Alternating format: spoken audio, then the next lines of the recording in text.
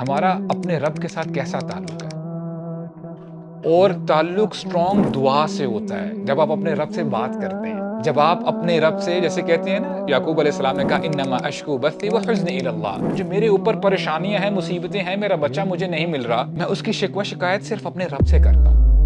اور جو بڑا قریب ہوتا ہے نا بندہ، اس کے ساتھ کھلتا ہے، بات لمبی کرتا ہے، اپنی جو درد بڑی کہانی ہے وہ بتاتا ہے کہ اللہ میرے ساتھ یہ ہو گیا. دعا وہ شے ہے جو تقدیر بدل کے رکھ دیتی ہے. الدعاء هو العبادہ، اور اللہ کے نبی نے فرمایا جو دعا ہے وہی تو اصل میں عبادت ہے. اور دیکھیں بہت لوگ نا کنفیوز ہوتے ہیں، دعا کیسی مانگنی چاہیے؟ آیا عربی میں دعا مانگیں، اردو میں مانگیں، انگلش میں مانگیں؟